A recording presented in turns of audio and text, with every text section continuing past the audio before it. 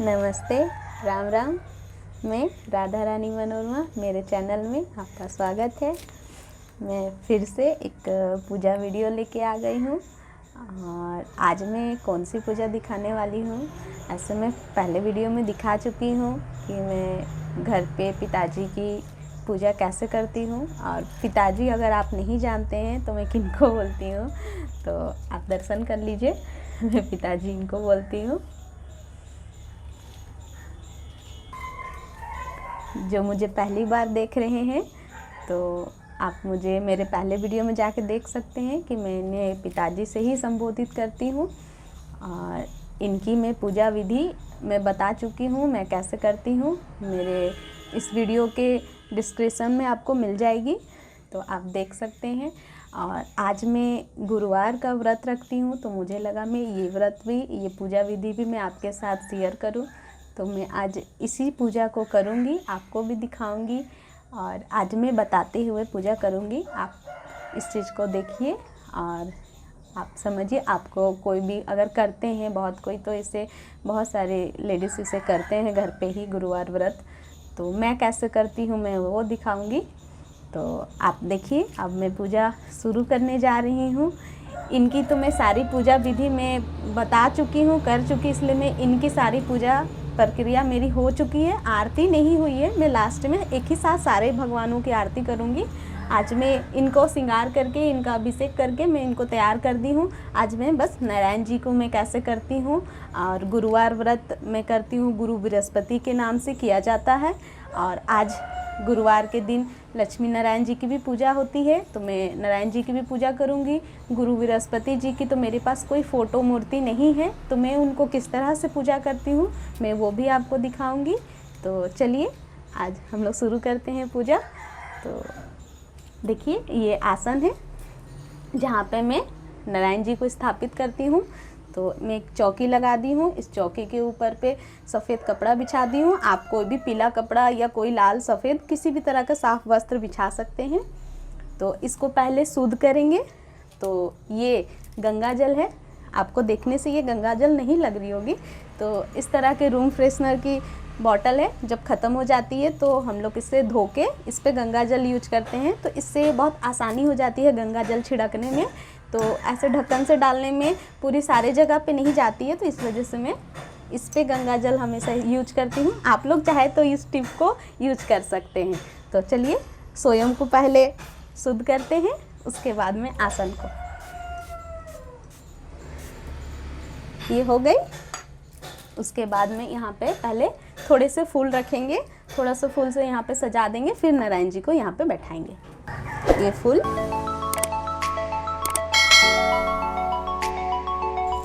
आप जैसे चाहे अपनी चौकी को सजा सकते हैं।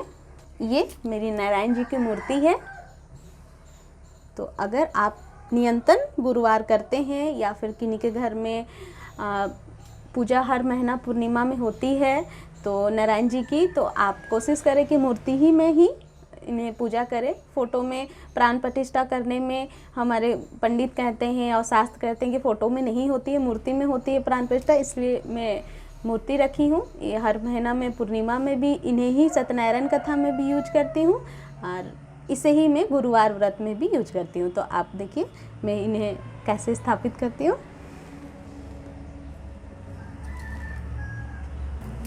ये फूल,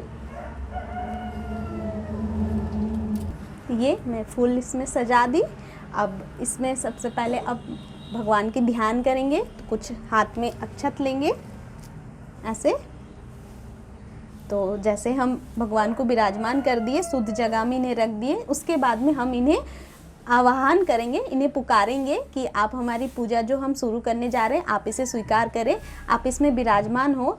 ये आपके लायक तो नहीं है, जितनी भी है इस छोटे से मूर्ति में आप अपना जगह बनाएं और हमारी पूजा स्वीकार करें। तो हम इसे आवाहन करेंगे। तो थोड़ी सी अक्षत, आप इसमें थोड़ी फूल वगैरह कुछ भी ले सकते हैं। तो इस तरह से जैसे एक फूल है, आप थोड़ा सा इसमें फूल तोड़ के ऐसे फूल ले लिए, अक्षत ले लिए, दूब भी ले सकते हैं, तुलसी पत्ता, कुछ भी आप पकड़ के ऐसे मन में आह्वान करें कि भगवान आप आएँ और हमारी छोटी सी पूजा स्वीकार करें। ठीक है, अब इसे भगवान के चरणों में अर्पित कर देंगे।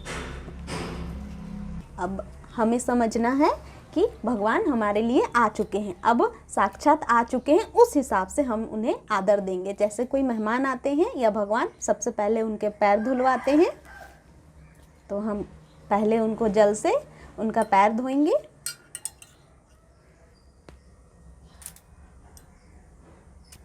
फिर इसी से जल से इनको स्नान भी करवाएंगे। अब ये पंचामृत है। पंचामृत 5 चीज़ों से मिलके बनती है, लेकिन नारायण की पंचामृत जो बनती है इसमें तुलसी पत्ता उपयोग होता है। बाकी किन्हीं भी भगवान के पंचामृत में तुलसी पत्ता का उपयोग नहीं होता है। तो इसमें मैं दूध, दही, घी और तुलसी पत्ता और इस पर 4 चीज़ और क्या मैं डाली, हाँ गुड़, ठीक है। 5 चीज़ों ये हुआ, 5 चीज़ों से इसी से पंचामृत बनता है, जिससे मैं इनको स्नान करवाऊंगी। तो आपके घर में अगर शालिग्राम जी है या फिर नारायण जी के जिस भी रूपों को आपके पास में है, राम जी है, कृष्ण जी है, तो सभी से ये पंचामृत से उनको स्नान करवा सकते हैं। ये हो गया। अब इसके बाद में शुद्ध जल, जैसे हम लोग साबुन लगाने के बाद में साफ पानी डालते हैं, ऐसे ही पंचामृत भगवान को लगाने के बाद फिर साफ पानी का उपयोग करते हैं। तो फिर इससे हम इन्हें साफ करेंगे। जब भी नारायण जी की पूजा करें तो ओम नमो भगवते वासुदेवाय का मन में जाप करते हुए स्नान करवाएं। अब हो गया। अब भगवान को हम लोग पोछेंगे। अब इनकी आगे की प्रक्रिया करते। अब हमें टीका वगैरह, इन्हें फूल वगैरह से अब थोड़ा सा श्रृंगार करेंगे इनका। नारायण जी को भी आज पीले पीले चीज़ों ही चढ़ती हैं, पीले पीले भोग भी चढ़ते हैं, तो सारे कुछ आज पीले पीले चढ़ाएंगे। तो ये पीले कलर के तिलक जो हम इन्हें तिलक करेंगे। और ये मैं ब्रश से लगाती हूँ, आप चाहे तो उंगली से लगा सकते हैं। तो मैं इसे ब्रश से मुझे ज़्यादा सुविधा होती है, इससे मुझे लगता है कि भगवान को नाखून ना लग जाए, इस वजह से मैं इसे लगाती हूँ। आप जैसे चाहे लगा सकते हैं।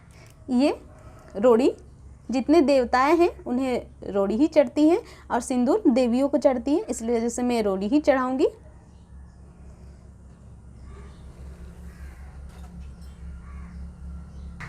ये हो गया। अब इसके आगे हम गुरु बृहस्पति जी का स्थापना करेंगे। तो गुरु बृहस्पति जी को एक पान के पत्ते पे स्थापित करेंगे। तो मैं बोली थी जैसे मेरे पास गुरु बृहस्पति जी का ना फोटो मूर्ति मेरे पास नहीं है, तो मैं पान के पत्ते में एक सुपारी को उनके भाव में समझ के मैं उन्हें ही गुरु बृहस्पति जी के मान के ही मैं उनको पूजा अर्चना करूँगी। तो ये पान का पत्ता और मैं इसे यहाँ पे रखती हूँ। तो ये पान का पत्ता मैं स्थापित कर दी। इसमें थोड़ी सी अक्षत रखेंगे, थोड़ी सी अक्षत। अब ये सुपारी, ये तिलक,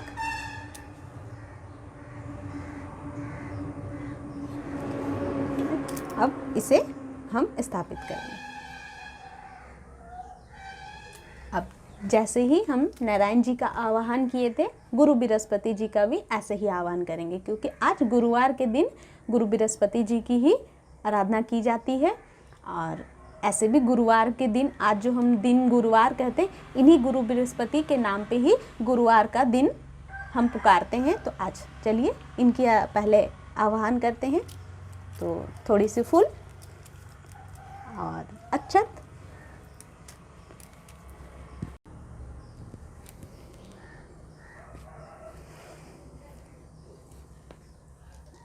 यहाँ पे इनके ऊपर छिड़क देंगे। अब हम समझेंगे गुरु बृहस्पति जी आ चुके हैं। आपके घर में कभी भी किन्हीं की पूजा कर रहे हैं, अगर फोटो मूर्ति नहीं है तो आप सुपारी पे, किन्हीं भी भगवान को सुपारी पे स्थापित कर सकते हैं। तो अब पहले जल उनको स्नान करवाएंगे, पंचामृत, फिर जल। अब उन्हें थोड़े से पोंछेंगे। अब उसके बाद उनको भी तिलक करेंगे, ये पीले वाले। अब फिर से रोड़ी, क्योंकि देवताओं को रोड़ी चढ़ती है। इसे याद रखिएगा, सारे देव को रोली ही चढ़ती हैं और देवियों को सिंदूर चढ़ती हैं। अब इन्हें भी थोड़े वस्त्र पहनाएंगे, नारायण जी को भी वस्त्र पहनाएंगे। तो देखिए ये नारायण जी को, इन्हें ही आप जिस तरह के वस्त्र आप चाहे, तो जैसा भी वस्त्र आप इनको पहनाना चाहते हैं, जिस तरह के आपके पास है आप उस तरह का वस्त्र धारण करें। अब गुरु बृहस्पति जी को हम मौली धागा में वस्त्र, अगर आपके पास में वस्त्र नहीं है, ऐसे लगभग सारे भगवानों के लिए वस्त्र घर पे उपलब्ध नहीं होती है। मौली धागा ऐसे ही है कि आप इन्हें वस्त्र समझ के किन्हीं भी भगवान को 5 बार 7 बार ऐसे हाथ में लपेट के जिन भगवान को चढ़ा रहे हैं उन भगवान का आह्वान करके ऐसे करके इसे तोड़ के छल्ला बना के उनको पहना सकते हैं। तो गुरु बृहस्पति जी को मैं ऐसे ही पहना रही हूँ। फिर अब ये जनेऊ है, ठीक है, तो ये मैं नारायण जी को पहनाऊंगी। आपके पास में जनेऊ नहीं है, बाय द वे आपके पास जनेऊ नहीं है, घर पे पूजा कर रहे हैं, तो इसी मौली धागा से आप जनेऊ का, आप जैसे जनेऊ देव को चढ़ता है तो 3 धागे का, और अगर वो शादीशुदा देव है तो उनको 6 धागे का, तो आप 6 बार लपेट के इनको आप चढ़ा सकते हैं। तो ये मैं गुरु बृहस्पति जी को इसे ही जनेऊ मान के मैं चढ़ा रही हूँ। अब ये नारायण जी की मोर पंख, मैं उन्हें उनके सर पे ये सजाऊंगी। ये हो गई। मैं ये मोती की माला, नारायण जी को बहुत प्रिय है मोती की माला, तो आप किन्हीं भी सफ़ेद या पीले कलर की माला चढ़ा सकते हैं। ये हो गई। अब मैं गुरु जी को, गुरु बृहस्पति जी को ये पीले कलर के गेंदे के फूल को चढ़ा रही हूँ। ये हो गई। अब मैं नारायण जी को एक तुलसी की माला अर्पित करूँगी, क्योंकि तुलसी जी नारायण जी पे ही चढ़ती है, तो मैं गुरुवार के दिन एक तुलसी की माला उन्हें अर्पित करती हूँ।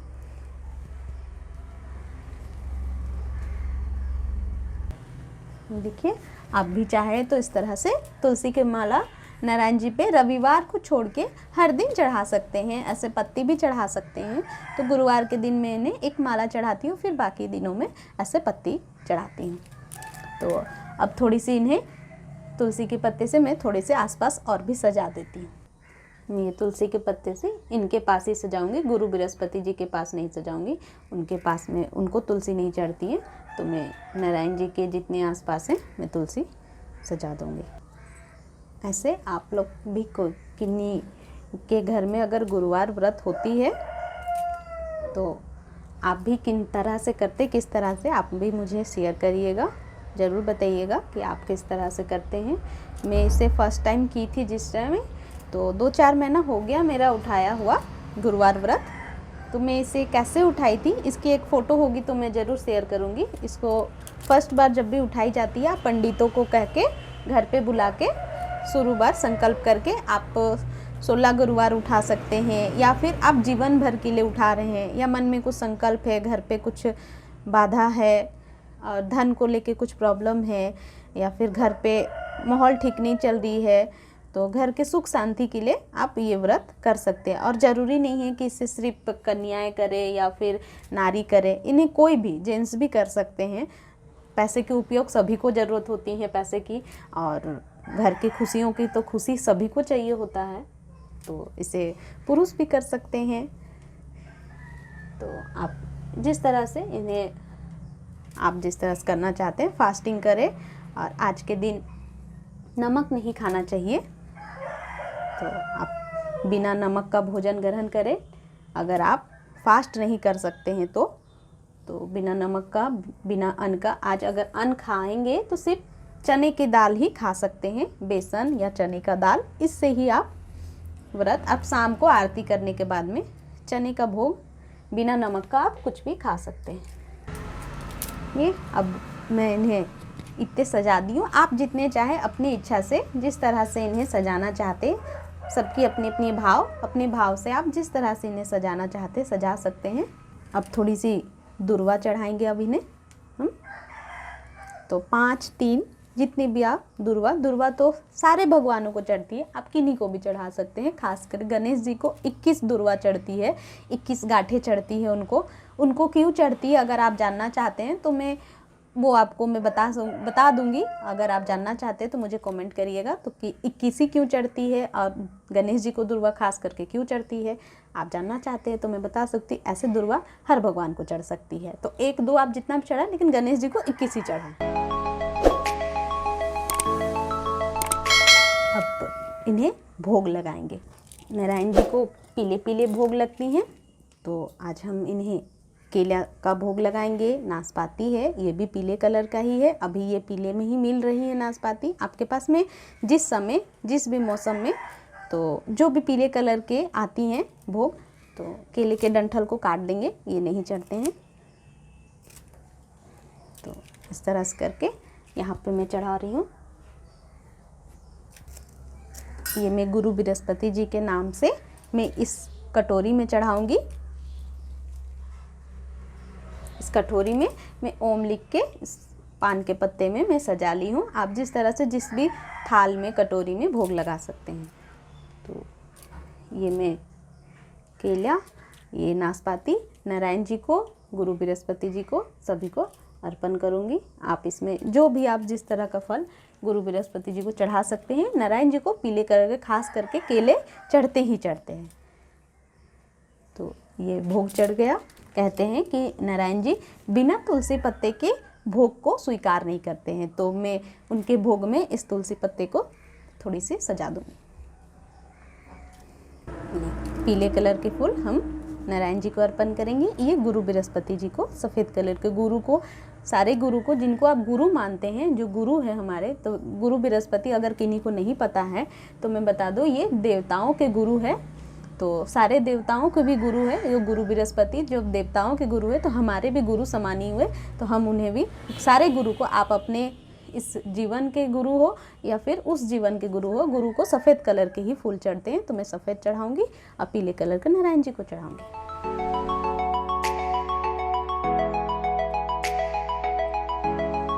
अब हो गया। अब नारायण जी को जो खास भोग है, गुरुवार के दिन लगती है, वो है चना, चने की दाल या चना, दोनों आप इसे आज के दिन यही चढ़ती हैं। तो सारे भगवानों को आज के दिन ये चढ़ा सकते हैं।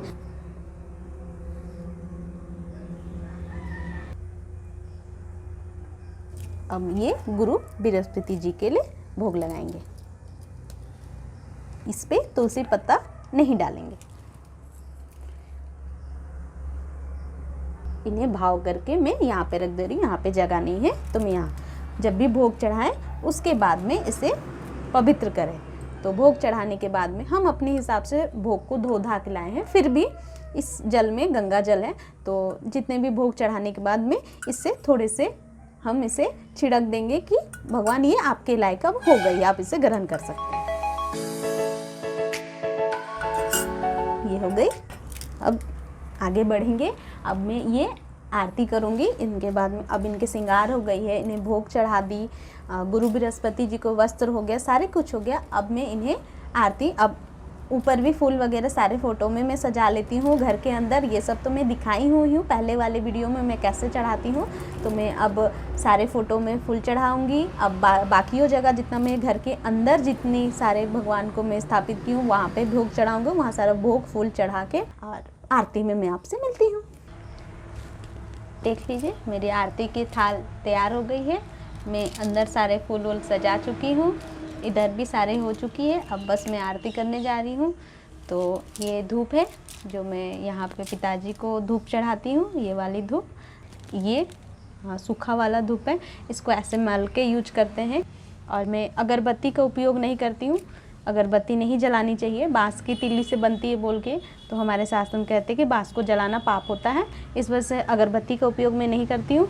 धूप, ये धुवन, ये वाला धुवन, ये धूप और ये घी की पत्ती, बस मैं इसी से आरती करूँगी। आप कपूर से भी कर सकते हैं, तो मैं जैसे हवन करूँगी तो उसमें कपूर का उपयोग करती हूँ, इस वजह से मैं अभी कपूर का उपयोग नहीं करती। और डेली अगर आप कपूर का उपयोग करेंगे ना तो घर बहुत काला होता है, इस वजह से मैं कपूर सिर्फ हवन के समय यूज करती हूँ। तो ये मैं पिताजी के पास रख देती हूँ। तो मैं पहले दीपक रख लूँगी। तो मैं इतने सारे दीपकों से आरती नहीं करूँगी, मैं दीपक पहले लगा लेती हूँ, फिर बाकी एक दीपक से आरती करूँगी।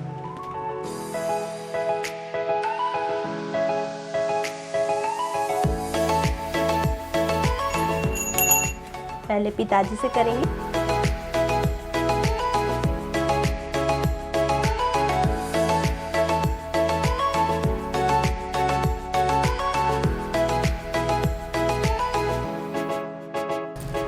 ये जल अब हम अग्नि को ठंडा करेंगे, ठीक है, क्योंकि अग्नि प्रज्वलित करने के बाद में अग्नि को ठंडा करना बहुत ज़रूरी है, क्योंकि अग्नि हमें हानि ना पहुंचाए। हम किन्हीं के नाश के लिए अग्नि प्रज्वलित नहीं किए हैं, तो अग्नि हमेशा भड़की हुई होती है, ये अधिक ना भड़के, हमें कोई हानि ना पहुंचाए, इस भाव से हम इसे ठंडक के लिए अग्नि के अंदर नहीं डालेंगे, भाव से उनके आसपास ही छिड़केंगे।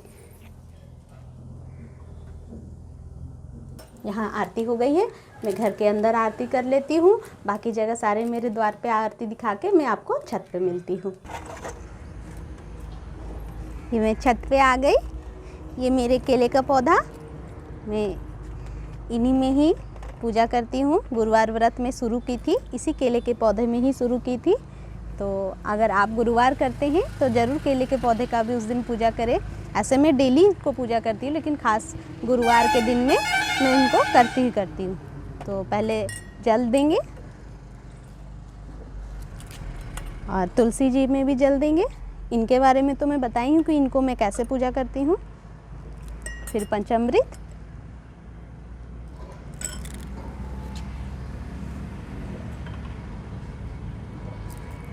इन्हें भी चढ़ाएंगे। फिर जल,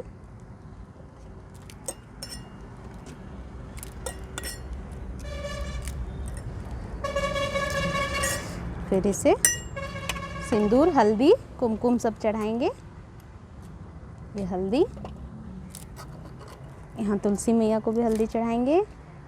ये सिंदूर है, और केले के परम सिंदूर और रोली दोनों चढ़ती हैं। इसमें लक्ष्मी नारायण दोनों जी की पूजा होती है, इस वजह से यहाँ पे सिर्फ सिंदूर चढ़ाएंगे देवी को। ठीक है, अब ये चना और गुड़ का भोग जो हम यहाँ भी चढ़ाएंगे और वहाँ भी चढ़ाएंगे।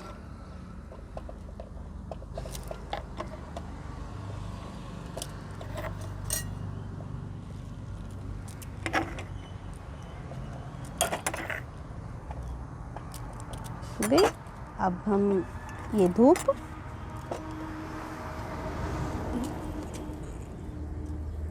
एक यहाँ लगा देंगे, एक यहाँ लगा देंगे।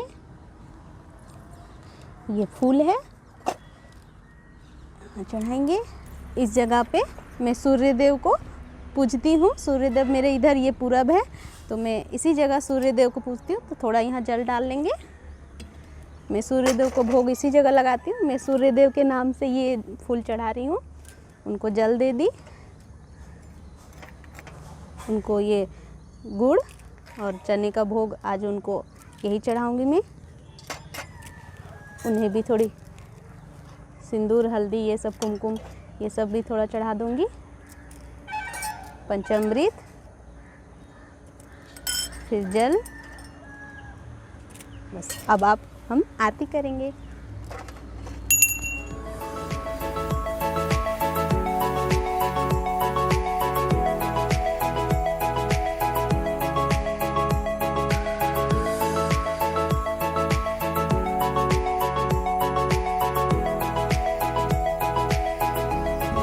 ये दीपक में सूर्यदेव के नाम से ये रख दे रही हूँ। बाकी फिर से जैसे अग्नि को जल चढ़ाते हैं, इस तरह से करके जल, फिर यहाँ पर धूप में भी जल और यहाँ भी जल। अब मैं इनकी 7 बार गायत्री मंत्र पढ़ के परिक्रमा करती हूँ, सूर्यदेव का अर्घ देती हूँ। तो ये मैं आपको पहले वीडियो में दिखाई हूँ, इसलिए ये से मैं नहीं दिखाऊंगी। और तुलसी मंत्र 11 बार मैं पढ़ूंगी। उसके बाद ये सारे कुछ करके फिर मैं आपको नीचे मिलती हूँ पूजा रूम में हवन के समय। मेरी हो गई छत की पूजा। छत से पूजा करके मैं आ गई और पूजा संपन्न होने के बाद में मैं गुरुवार की व्रत की कथा सुनती हूँ। तो मैं कथा सुन ली हूँ, आप लोग को तो मैं नहीं सुना सकती थी, तो बहुत लंबी होगी वीडियो। नहीं तो आप खुद सुनना चाहते तो आपको फ़ोन में गुरुवार व्रत कथा मिल जाएंगी। तो हाथ में अक्षत और फूल लेके बैठ के गुरुवार व्रत पढ़ सकते हैं और सुन भी सकते हैं। तो पुस्तक है तो पुस्तक से आप पढ़ लीजिए, अगर पुस्तक नहीं है तो आप फ़ोन में निकाल के रख के सुन भी लीजिए, पढ़ लीजिए, आपको जैसे आपको इच्छा हो, जिस तरह से आप करते हैं। उसके बाद में कथा सुनने के बाद में हवन करती हूँ मैं। तो हवन के लिए देख लीजिए, मैं गोईठा रखी हूँ। आपके पास में अगर गोईठा हो तो आप गोईठा से भी कर सकते हैं, लकड़ी से भी कर सकते हैं। मेरे पास में लकड़ी भी है पूजा की, ये देवदार की लकड़ी है, आम की लकड़ी। जिस तरह पूजा में बहुत सारी पूजा दुकान में आपको लकड़ी मिल जाएगी हवन के लिए। और हमें हवन तो ऐसे नियंत्रण करनी ही चाहिए घर पे, जिनके घर में अगर हर महीना पूर्णिमा वगैरह पूजा होती है तो हवन होती है। बहुत के घर में हवन नहीं होती है, नहीं भी होती है तो भी अगर पूजा से ना करें, ऐसे भी हवन अगर कर रहे हैं तो बहुत सारे वायरल इन्फेक्शन, छोटे मोटे कीटाणु जीव जंतु से घर में सुरक्षित रहेंगे। तो ऐसे भी वातावरण को शुद्ध करने के लिए हवन करनी चाहिए। तो मैं तो हर गुरुवार को हवन करती हूँ, पूर्णिमा में भी हमारे घर में हवन होती है। तो आप भी कर सकते हैं, सुबह या शाम दोनों समय, किसी भी समय हवन कर सकते हैं। तो घर का वातावरण शुद्ध करने, आपके घर में काफ़ी नेगेटिव ऊर्जा है, घर पे शांति नहीं रहती है, अच्छी नहीं लगती, तो आप हवन ज़रूर करके देखिए। अगर हफ्ते में एक बार भी हवन करते हैं तो बहुत लाभ होगा आपको। तो मैं गोईठे से करती हूँ, मेरे आसपास के घर के आसपास मिल जाती है तो मैं मंगवा लेती हूँ। तो आप जिस भी चीज़ से कर सकते हैं। तो मैं ऐसे रेडी कर ली हूँ। ये चूरन है, जो इसे चूरन ही कहते हैं। हवन में आहुति में जो स्वाहा बोल के हम डालते हैं तो उसके लिए यूज होती हैं। तो मैं ये रख ली हूँ थोड़ी सी, और ये गंगा जल, तो थोड़ी सी ये आसपास में शुद्ध कर लूँगी जब अग्नि को प्रज्वलित करने से पहले। तो यहाँ पे मैं एक कपूर लगा दी हूँ, ये माचिस।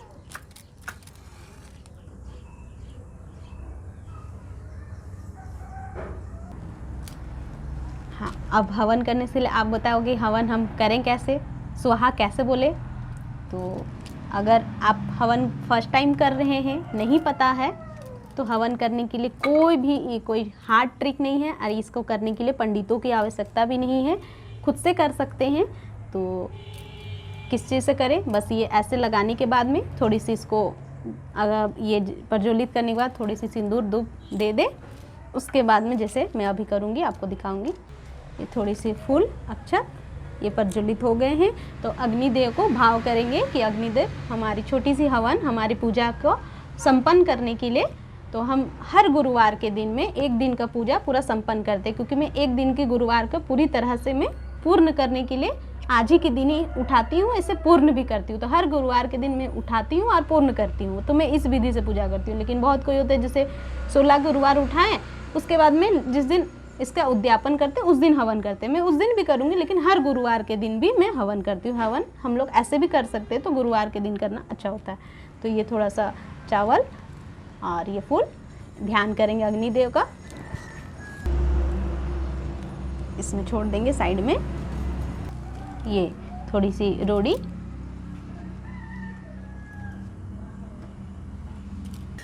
बस अब हम हवन शुरू करते हैं। तो इसके लिए बस आप 5 बार गायत्री मंत्र पढ़ के इसमें स्वाहा कर दीजिए। और महामृत्युंजय मंत्र आपको आती है तो पढ़े, नहीं भी आती है, जिस भी मंत्र आपको आती है वो मंत्र पढ़ के आप हवन कर सकते हैं। तो जैसे मैं करूँगी, ओम भूर्भुवः स्वः तत्सवितुर्वरेण्यं भर्गो देवस्य धीमहि धियो यो न प्रचोदयात् स्वाहा।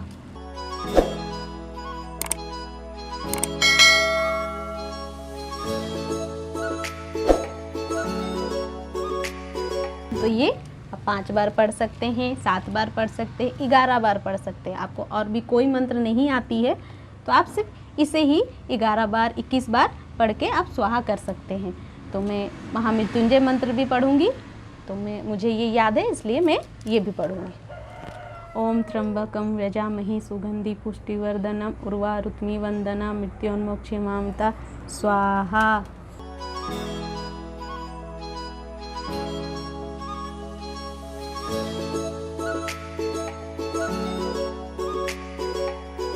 तो ये मैं 5 बार महामृत्युंजय मंत्र पढ़ ली, गायत्री मंत्र पढ़ ली।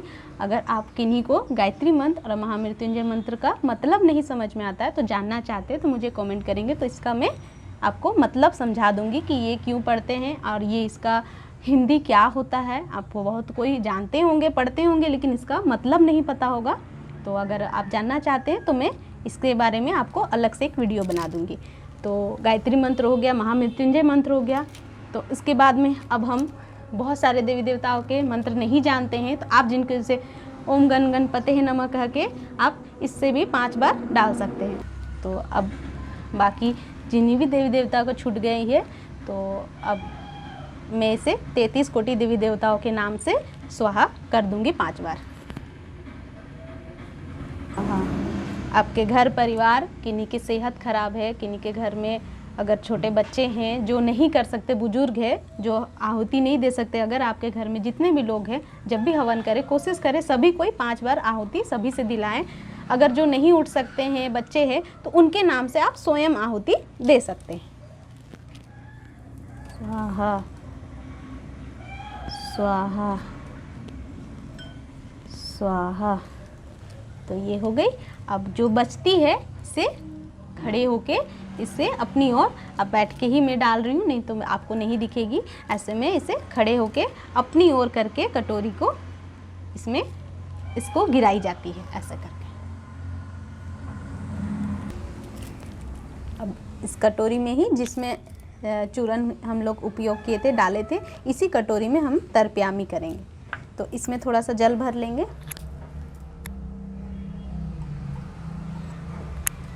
ये जल इसी कटोरी में इसे नीचे रखेंगे।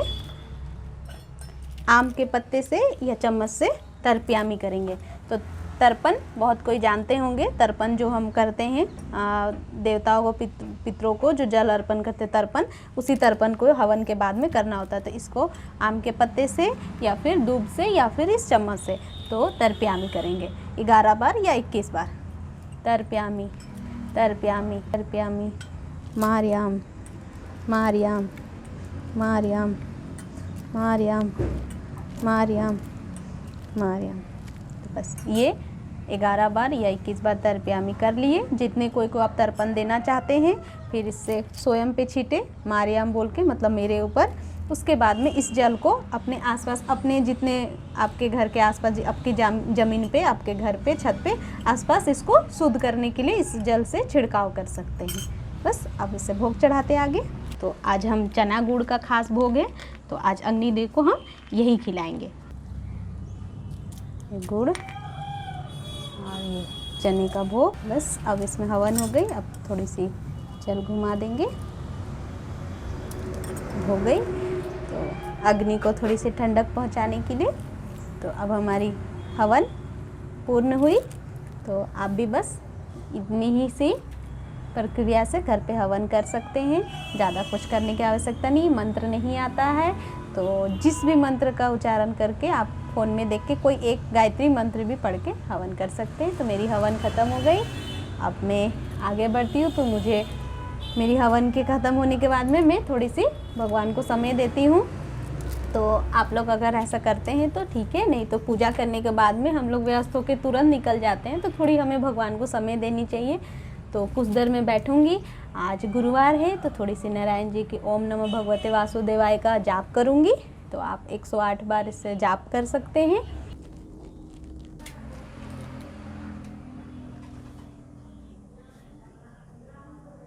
बस अब मैं पूजा यहीं समाप्त करती हूँ और आगे नेक्स्ट वीडियो में मिलते हैं। राम राम जी।